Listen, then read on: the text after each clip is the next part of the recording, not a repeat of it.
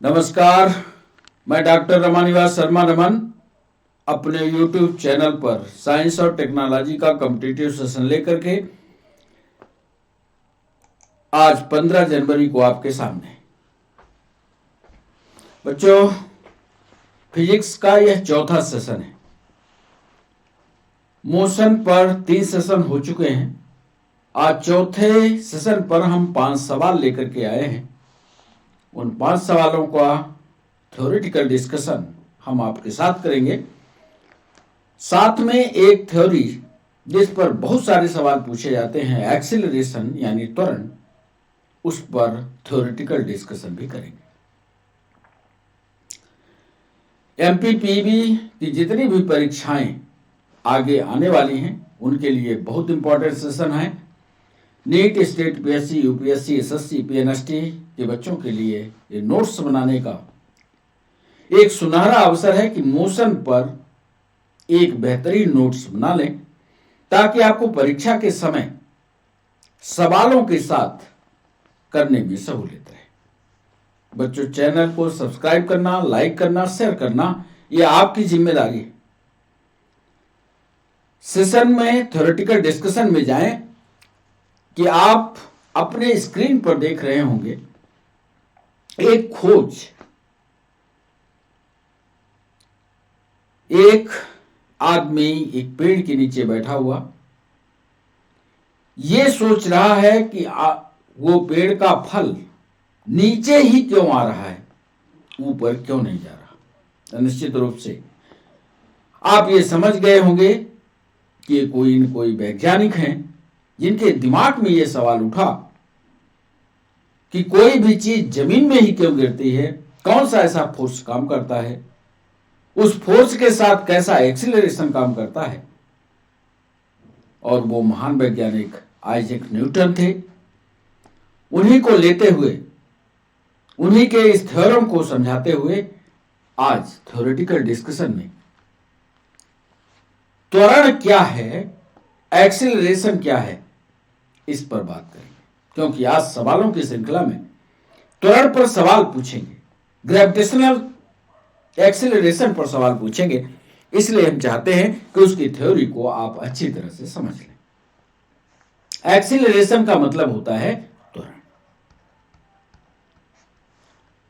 हमने लिखा उसकी परिभाषा कि acceleration measures the rate of change in velocity, या हिंदी वाले बच्चे इसको चाहें तो लिख लें वेग परिवर्तन की दर।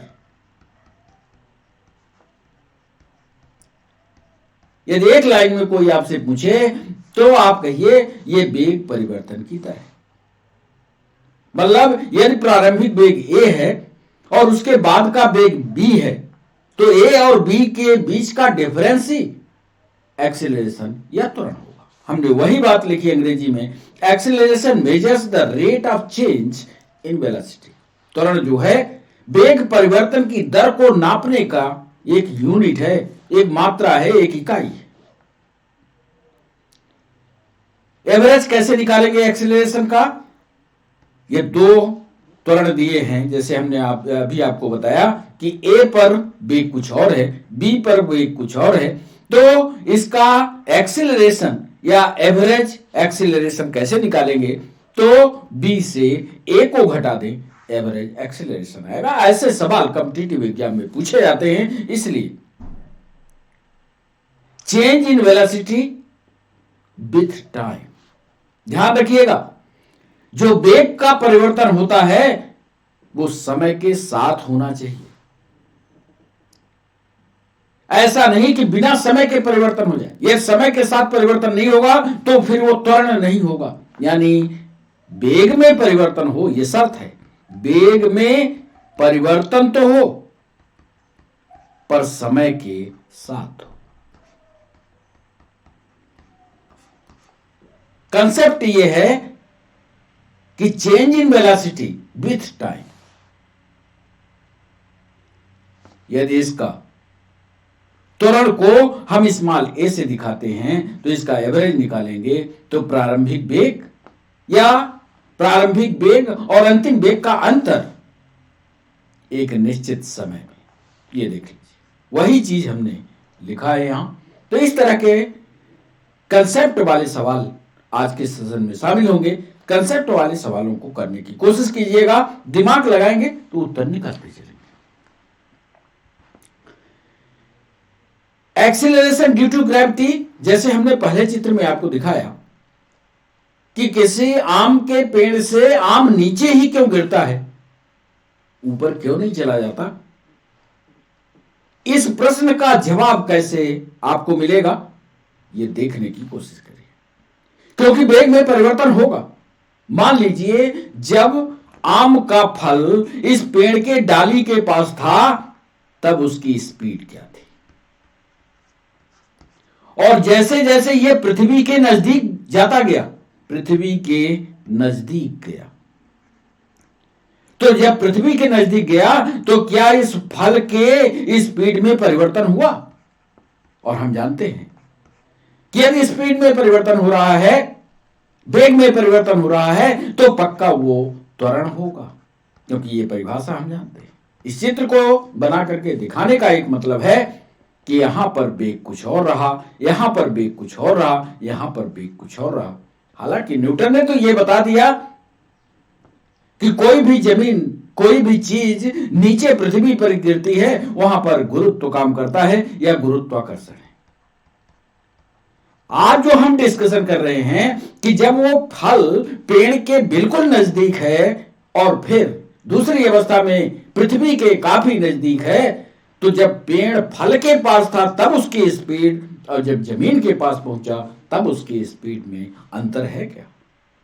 और यदि स्पीड में अंतर हो गया, वही चीज एक्सीलरेशन कहलाएगी। और जब पृथ्वी के सापेक्ष ऐसा त्वरण हम पढ़ते हैं, तब उसको आप जानते हो ग्रेविटेशनल एक्सीलरेशन कहते हैं, और स्मॉल जी से इसको प्रदर्शित करते हैं। आइए उसका विस्तार से फार्मूला आपके सामने रखें और कॉम्पिटिटिव एग्जाम में इसी फार्मूले का उपयोग करते हुए आप सवालों को सॉल्व करिए। एक तो आपके पास फार्मूला पक्का रूप से आपको याद है, स्मॉल जी इक्वल टू होता है G into M upon R square. ये G जो है ग्रेविटेशनल एक्सीलरेशन, और ये वाला G गुरुत्वाकर्षण नियतांक है, गुरुत्वाकर्षण नियतांक है। इस पर बहुत सारे लेक्चर हमारे अनअकैडमी पर थे।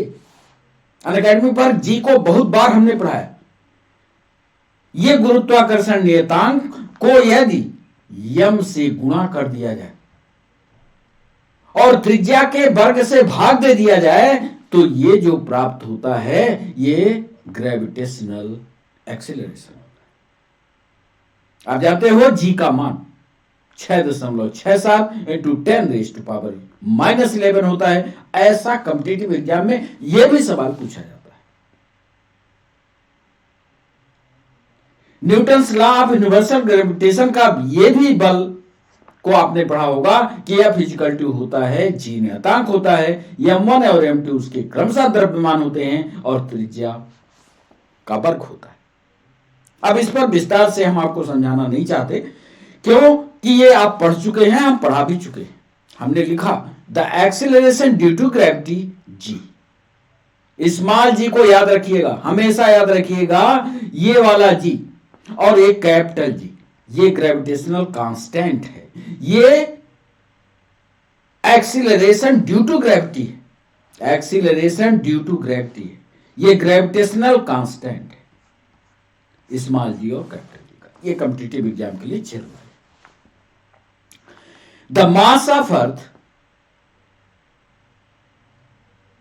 पृथ्वी का जो भी द्रव्यमान है, जो भी वजन है उसका, the gravitational constant G and the radius of earth R square are related to this formula. यदि इनके संबंध की बात की जाए तो G बराबर होता है GME। GME जो E दिखा रहा है ये अर्थ से मतलब है। याद कर लीजिए फार्मूला, क्योंकि ऐसे ही सवाल आपके सामने आएंगे। और ऐसे त्रिज्या का फार्मूला, त्रिज्या किसकी, अर्थ की, वेयर G क्या होता है। सामान्य रूप से पृथ्वी का ग्रेविटेशनल एक्सीलरेशन जो है 9.8 मीटर पर सेकंड स्क्वायर होता है, ये भी याद कर लीजिए। और ग्रेविटेशनल कांस्टेंट की वैल्यू होती है 6.674 इंटू 10⁻⁻11। ध्यान रखिएगा, इसके मात्रक पर भी कॉम्पिटिटिव एग्जाम में सवाल पूछा जाता है। ये होता है न्यूटन मीटर स्क्वायर पर केजी स्क्वायर। इससे यहां फार्मूला आप निकाल लो। पृथ्वी का द्रव्यमान, ध्यान से पढ़ लेना, ये नीट में पूछा गया सवाल है कि पृथ्वी का जो द्रव्यमान होता है वो 5.972 इंटू 10⁻24 किलोग्राम है। और इसकी त्रिज्या जो होती है किसकी, पृथ्वी की, ये भी रट लेना, 6.37 इंटू 10⁻6 मीटर होता है। ये दोनों चीजें आपको हमेशा काम आएंगे। The mean density of earth which is not in the formula has a value.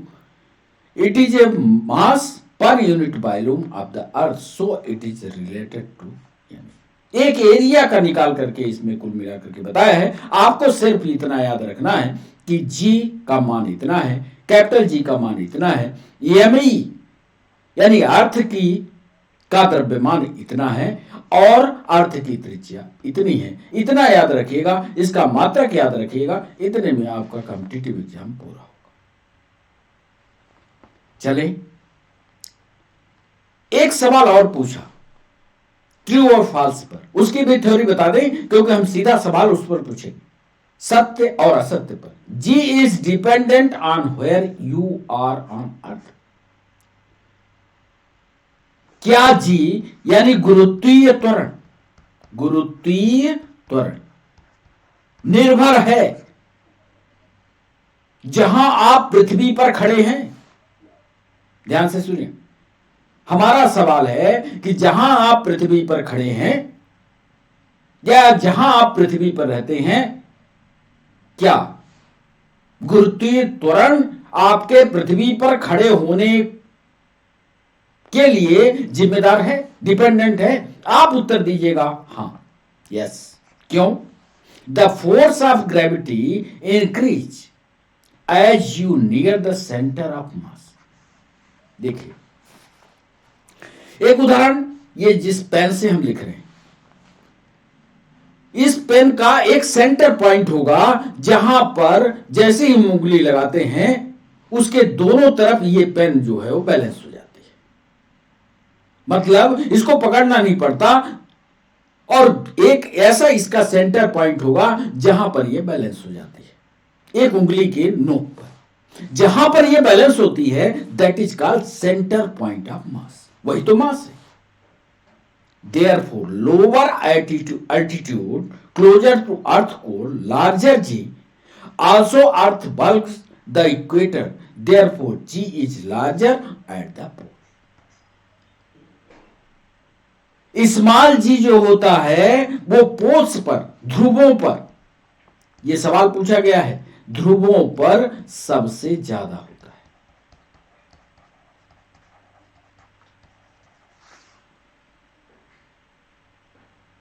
True और false, g change as you move in different planet. जब आप ग्रहों पर यात्रा करते हैं, सूर्य पर गए, मंगल पर गए, बुध पर गए, गुरु पर गए, तो क्या जी चेंज होता है? बिल्कुल जी चेंज होगा, क्योंकि सेंटर ऑफ मास में परिवर्तन हो जाएगा। क्योंकि एक ग्रह पास में है, एक ग्रह फिर उससे दूरी पर है, फिर दूरी पर है। जब आप प्लैनेट चेंज करोगे, यह भी सही है कि change as you move in different planet, जब आप विभिन्न ग्रहों की यात्रा करते हो या विभिन्न ग्रहों के ऊपर चले जाते हो तो जी का मान चेंज हो जाता है। The force of gravity is dependent on mass, greater mass larger G. ये भी सही इसलिए कि एक दुबला पतला आदमी हो, उसका मास घटेगा, कम होगा, और जो मोटा आदमी हो उसका मास ज्यादा होगा। वो ज्यादा जी के कारण ज्यादा स्थिरता दिखाएगा। हाथी जो है जमीन पर ज्यादा स्थिर होगा वनस्पति आपके, क्योंकि उसका मास ज्यादा है। ऐसे बहुत सारे कॉम्पिटिटिव सवाल आज आपके बीच है। इन सवालों को करने की कोशिश कीजिएगा, इसको पढ़ने की कोशिश कीजिएगा। मान लीजिए नहीं समझ में आया तो कमेंट सेक्शन में फिर हमें बताइएगा, इसका एक नया सेशन हम आपके साथ जुड़ेंगे। तो चले सेशन की ओर, और पहला सवाल आपसे पूछते हैं। यह सवाल जेल प्रहरी की परीक्षा में, नीट की परीक्षा में, वन रक्षक की परीक्षा में पूछा गया। करीब करीब यही सवाल था। एक ग्राफ बनाया और ग्राफ पर टाइम और वेग के बीच में, यानी वेलोसिटी और टाइम के बीच में एक ग्राफ बनाया, एक सवाल पूछा। हम भी वही ग्राफ बनाते हैं। पहले लिख दें, चित्र में दिखाए गए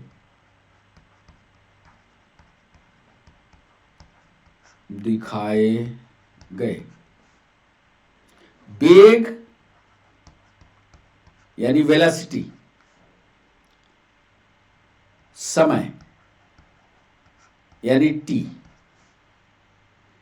आरेख में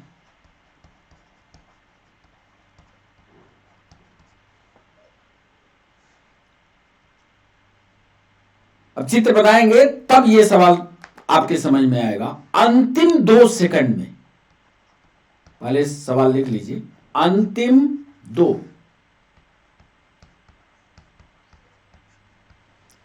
2 सेकंड में पिंड द्वारा या वस्तु द्वारा, पिंड द्वारा तय की गई दूरी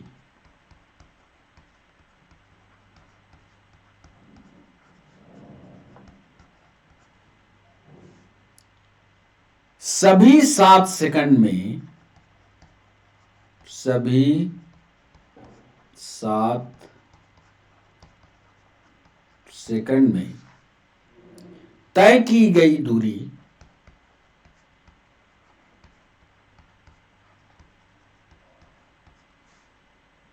का कितना पार्ट है, का कितना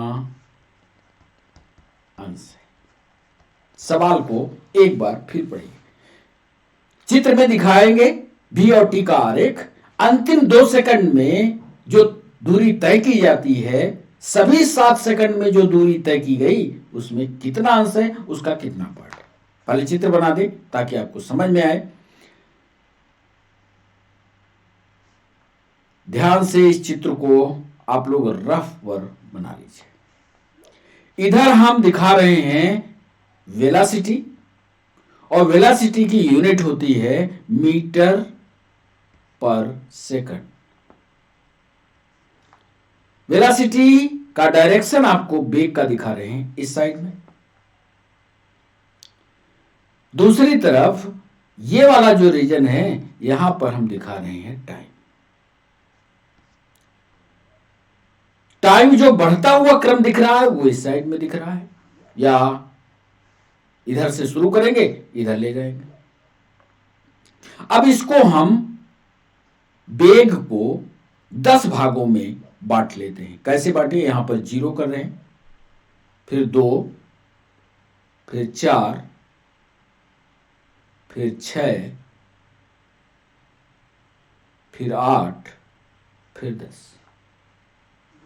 यहां पर चाहें तो हम लिख लें 2, 4, 6, 8 और 10 मीटर पर सेकंड में वेग। टाइम का मैनेजमेंट देखिएगा, 1 सेकंड, 7 सेकंड, सभी 7 सेकंड में तय की गई दूरी। अब 7 सेकंड में तय करेंगे दूरी। 1 सेकंड, 2, 3, 4, 5, 6, 7, 2, 3, 4, 5, 6, 7। अब यहां पर हम किसी वस्तु को मूव कराते हैं। चलिए, पहले सेकंड में हम वस्तु को मूव कराते हैं।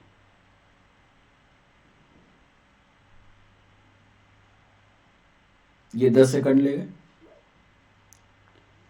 फिर इसके बाद इस मूवमेंट को ला करके 7 सेकंड पर रोकते हैं। अब यहां से थोड़ा लाइन तिरछी आ रही है, आप इसको सही करिएगा। आरेख है, करेक्ट लाइन होना चाहिए। इसका सेंटर ऑफ पॉइंट पहुंच रहा है 3 पर, इसका सेंटर ऑफ पॉइंट पहुंच रहा है 5 पर। सवाल हमारा यह है कि दिखाए चित्र में दिखाए गए वेग और टी के आरेख में अंतिम 2 सेकंड में पिंड द्वारा तय की गई दूरी, अंतिम 2 सेकंड हुआ मतलब 6 और 7, अंतिम 2 सेकंड द्वारा तय की गई दूरी सभी 7 सेकंडों में तय की गई दूरी का अंश कितना कितना पार्ट। करिए कैलकुलेट, नहीं तो हम तो फार्मूला करके आपको बताएंगे। पहले ऑप्शन दे देते हैं। क्या ए ऑप्शन में दे रहे हैं, क्या ये 1/2 होगी। बी ऑप्शन दे रहे हैं, क्या ये 1/4 होगी।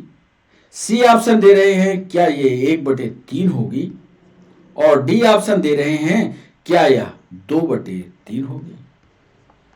सही जवाब कमेंट सेक्शन में कीजिए, नहीं तो डिस्कशन का पेज हम ले आए हैं, पूरा डिस्कशन लगाकर सवाल आपको समझाएंगे। बच्चों दूसरा सवाल आपके स्क्रीन पर, यह भी आरएक्स से जुड़ा हो। एक चित्र बनाते हैं, चित्र नाम रख देते हैं उसका BC। BC प्रदर्शित करता है कि पिंड यानी ऑब्जेक्ट। अब चित्र बना दें, यहां भी चित्र ऐसा ही बनेगा। ये वाला इधर वाला हिस्सा डिस्प्लेसमेंट का है, डिस्प्लेसमेंट का, और इधर वाला हिस्सा जो है वो टाइम का है।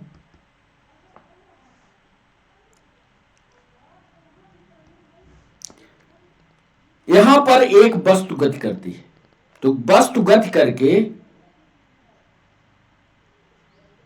एक ए पॉइंट पर गई, ए से बी पॉइंट पर गई, बी से सी पॉइंट पर गई। अब सवाल हमारा सुनिएगा,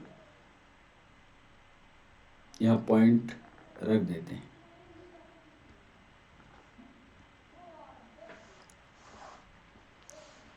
चित्र बी और सी प्रदर्शित करता है कि पिंड, यहां वो पॉइंट लेते हैं, ए में लिख रहे हैं, पीछे की तरफ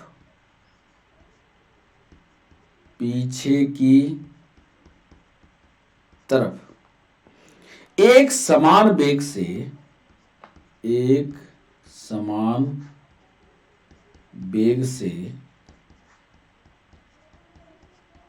गतिशील है। एक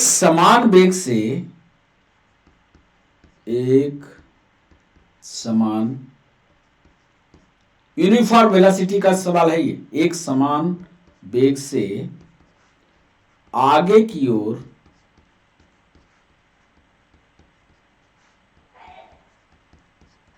गतिशील है। सी ऑप्शन दे रहे हैं, पीछे की तरफ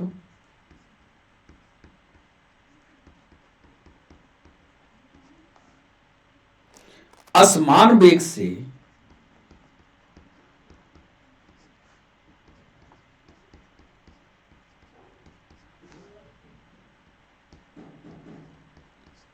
गतिशील है। और डी ऑप्शन दे रहे हैं, आगे की ओर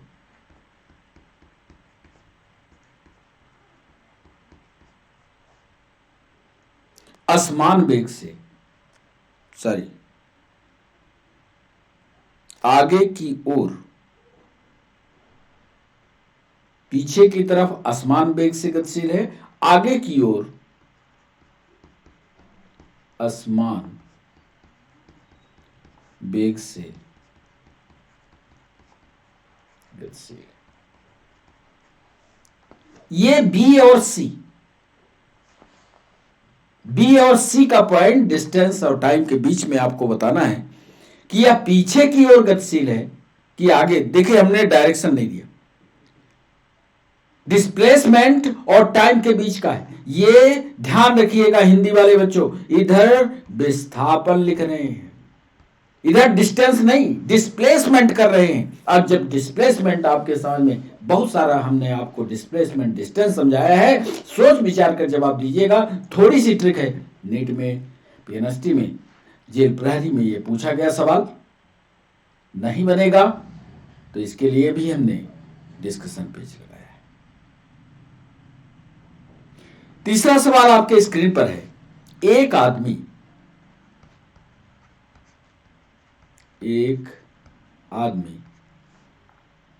बिंदु ए से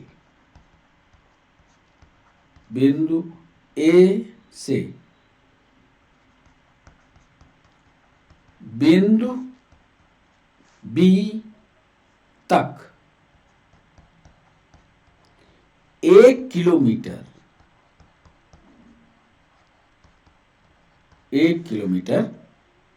चलता है।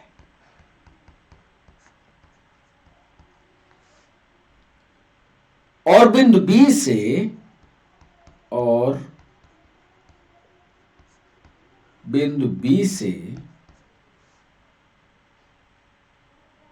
बिंदु ए तक वापस आता है।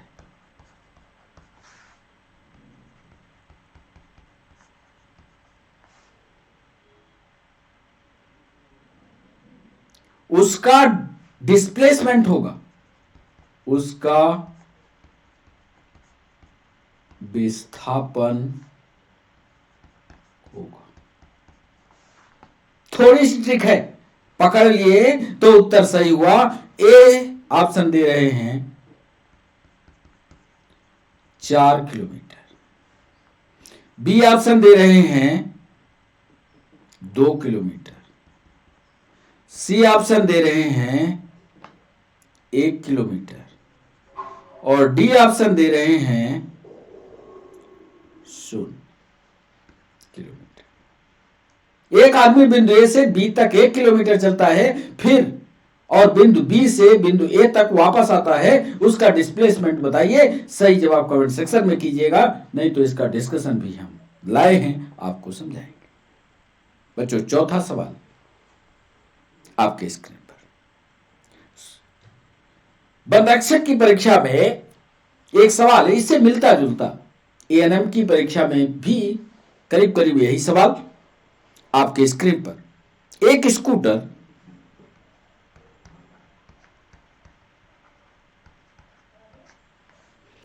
36 मीटर पर सेकंड स्क्वायर, 36 मीटर पर सेकंड स्क्वायर के त्वरण से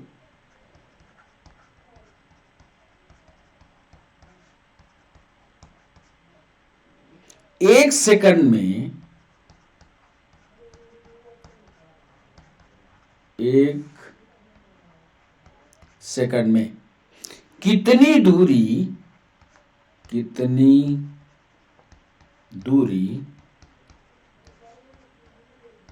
तय करेगा।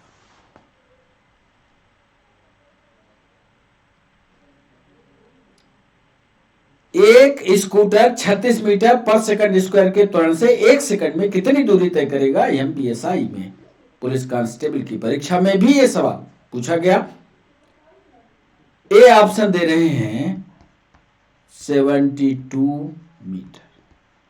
कैसे निकाला आपने, जरा बताइएगा हमें। 36 मीटर। सी ऑप्शन दे रहे हैं 18 मीटर और डी ऑप्शन दे रहे हैं 9 मीटर। सही जवाब कमेंट सेक्शन में करिए। कमेंट सेक्शन से बताइए कि आपने उत्तर कैसे निकाला, नहीं तो हम तो डिस्कशन का पेज लगाए हैं, आपको समझाएंगे। बच्चों, आज के सेशन का अंतिम सवाल। एक सोनार एक सोनार। इसके बारे में आप जानते होंगे, थ्योरी में पढ़ लीजिएगा, सोनार पर सवाल पूछे गए। एक सोनार स्टेशन को 3 सेकंड के पश्चात 3 सेकंड के पश्चात जो रिवर्स मैसेज है, एक सोनार स्टेशन को 3 सेकंड के पश्चात प्रतिगमन संकेत मिलता है।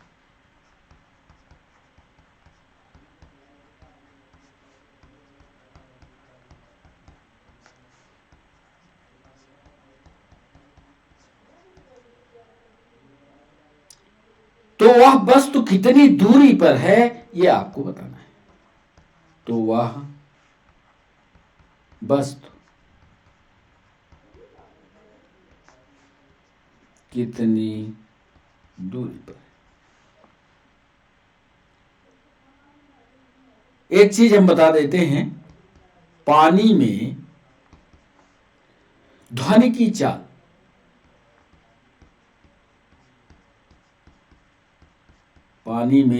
चाल बराबर है 1440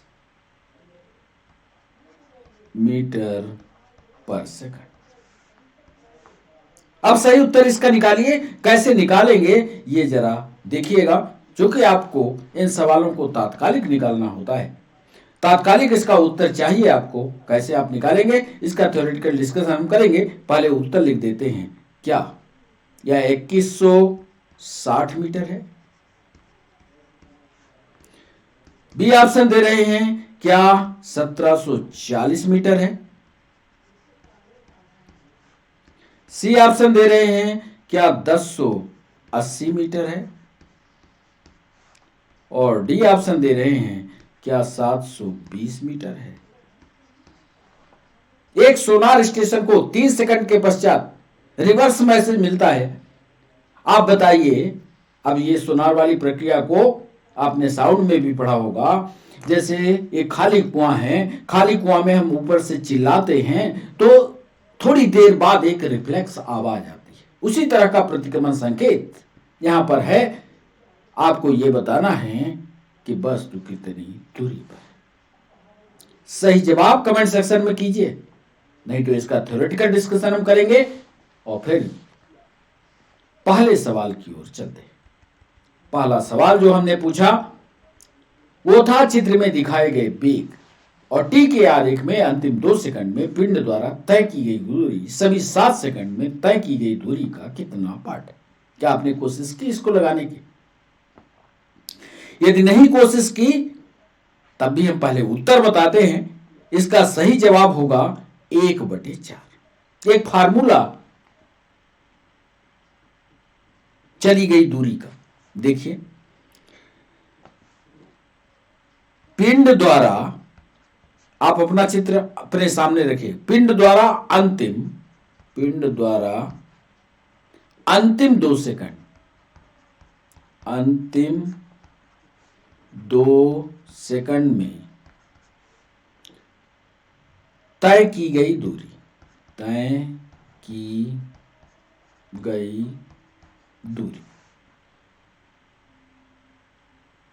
क्या होगी? दूरी का फार्मूला कैसे लगाते हैं? तो 1/2, फार्मूला बताइए, कमेंट सेक्शन में बताइए, हम नहीं बताने वाले। 10, अंदाजा तो आप लगा लेंगे कौन सा फार्मूला लगा रहे हैं, बराबर 10 मीटर। कौन सा फार्मूला लगाया बच्चों, बताओ जरा। यहां पर हमने कौन सा फार्मूला लगाया? एक बार सवाल को फिर देख लो।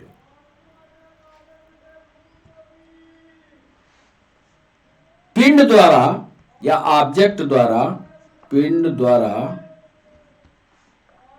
7 सेकंड में तय की गई दूरी, 7 सेकंड में तय की गई दूरी, टोटल दूरी का लेखा जोखा कर रहे हैं।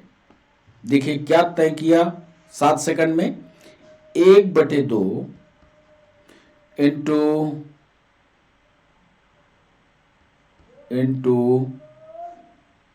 10 into 3 - 1 plus 10 - 5.3 plus 1/2 into 10 into 7 - 5, दोनों का पिंड द्वारा 7 सेकंड में तय की गई दूरी। तो दो दूरियों को देखोगे, एक दूरी ये हो गई, एक दूरी ये हो गई। दो दूरियों को एक साथ किया 7 सेकंड में, पिंड द्वारा 7 सेकंड में तय की गई दूरी बराबर, आप इसको कैलकुलेट करोगे तो बराबर होगा 10 धन 20, कर लेना, ये निकल आएगा धन 10 धन 20, अलग अलग दो धन के बीच में, यहां से यहां तक, फिर यहां से यहां तक, फिर यहां से यहां तक। तो 10 धन 20 धन 10 बराबर होगा 40 मीटर। अतः पिंड द्वारा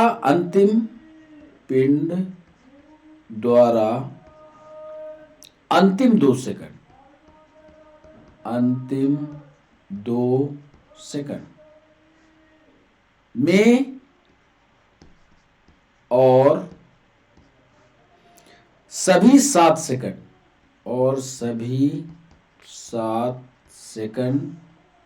में तय की गई दूरी का अंश, तय की गई दूरी का अंश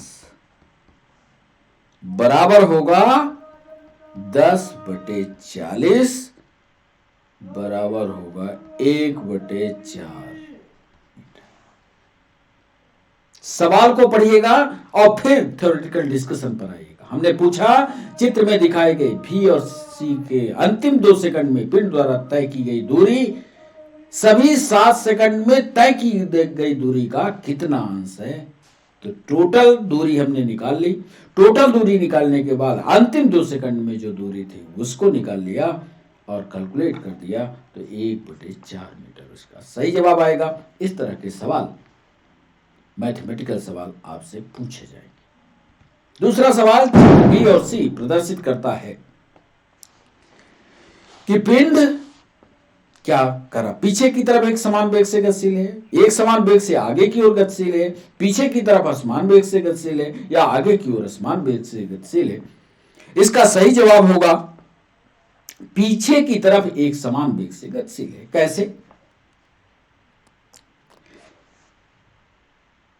ये पीछे की वस्तु ने स्पीड ली, ये बराबर चला, लेकिन जैसे ये नीचे की तरफ आया तो विस्थापन जो होता है, डिस्प्लेसमेंट होता है, शॉर्टेस्ट रूट होता है। तो अब ये वस्तु जो है, चूंकि ये वक्त नीचे की तरफ ऐसे घूम गया, इसलिए अब यह पीछे की तरफ एक समान वेग से गतिशील दिखाई दे रहा है। इसका उत्तर चाहो तो आप लिख लो कि दिए गए चित्रानुसार, दिए गए चित्रानुसार पिंड पीछे की तरफ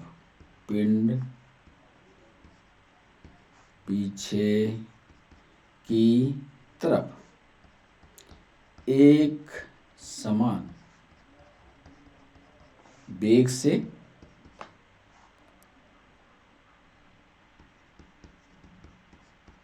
गतिशील।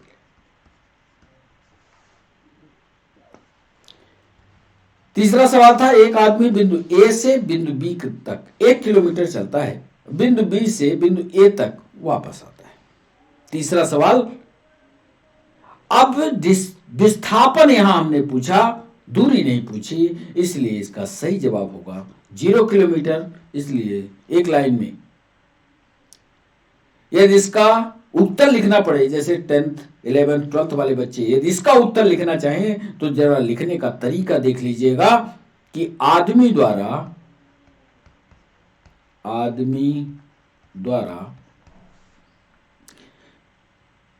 कुल चली गई दूरी, कुल चली गई दूरी, कुल चली गई दूरी का मतलब प्रारंभिक बिंदु से अंतिम बिंदु, उधर लिखा है ए से बी, प्रारंभिक बिंदु से अंतिम बिंदु 0 है।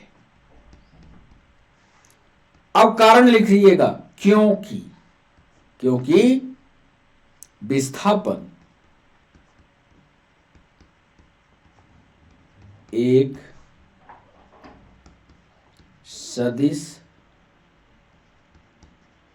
राशि है, वेक्टर क्वांटिटी है, सदिश राशि है, अतः आदमी का विस्थापन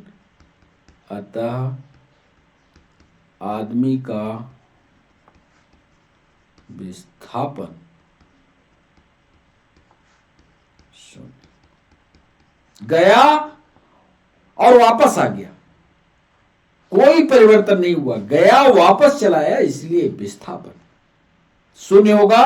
हमने विस्थापन पूछा है, ये दूरी पूछे होते तो जस्ट डबल हो जाते। चौथा सवाल, एक स्कूटर 36 मीटर पर सेकंड की स्पीड पर चल रहा है, तो इसका सही जवाब होगा 36 मीटर। कैसे होगा सही जवाब 36 मीटर, जरा इसको देखिएगा। एक्सीलरेशन यानी त्वरण, एक्सीलरेशन बराबर होता है वेग बटे समय।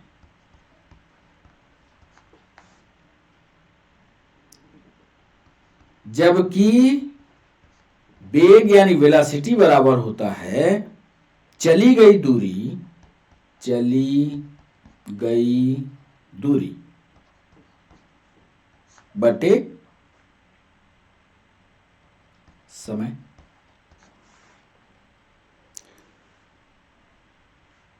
अतः त्वरण बराबर, क्योंकि वेग बराबर होता है, वेग में परिवर्तन की दर त्वरण है, अतः त्वरण बराबर कैसे होगा, चली गई दूरी बटे सेकंड का स्क्वायर। समय, एक चली गई दूरी का सेकंड आएगा और समय का सेकंड होगा ही, तो इसलिए सेकंड वर्ग हो जाएगा। चूंकि त्वरण या एक्सीलरेशन बराबर है 36 मीटर पर सेकंड स्क्वायर, दिया हुआ है उधर, यानी समय बराबर 1 सेकंड। अतः त्वरण की जगह 36 मीटर लिखें, 36 बराबर चली गई दूरी बटे समय है 1 सेकंड। अतः तय दूरी बराबर होगा, या चली गई दूरी बराबर होगा 36 गुणे 1 बराबर 36। इसलिए इसका आंसर आएगा 36। उधर देख लीजिएगा, इसका सही जवाब होगा 36 मीटर। सवाल था, एक स्कूटर 36 मीटर पर सेकंड के त्वरण से 1 सेकंड में कितनी दूरी तय करेगा। 1 सेकंड का सही कैलकुलेशन कर दिया। बच्चों आज के सेशन का अंतिम सवाल हमने पूछा, सोनार स्टेशन 3 सेकंड के पश्चात प्रतिगमन संकेत मिलता है तो वह वस्तु कितनी दूरी पर है, पानी में ध्वनि की चाल इतनी है। इसका सही जवाब होगा 2160 मीटर। कैसे होगा 2160 मीटर, जरा देखिए। दूरी बराबर है चाल गुणे समय, ये आप जानते हो होता है। और चाल दी हुई है 1440 मीटर पर सेकंड। ठीक, समय दिया हुआ है 1440 चलने का, कितना दिया हुआ है 3 सेकंड। ये सब सवाल में लिखा हुआ है। अतः कुल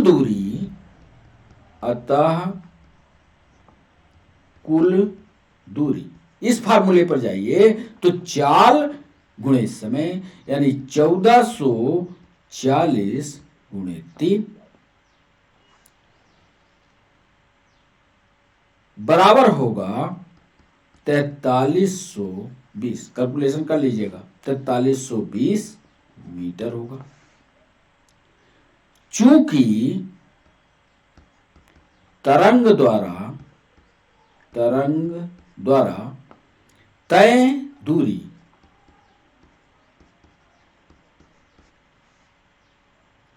वस्तु की दूरी से दोगुनी है, वस्तु की दूरी से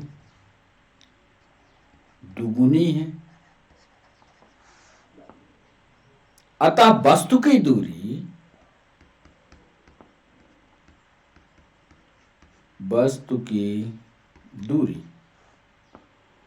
बराबर होगा 4320/2 बराबर होगा 2160 मीटर।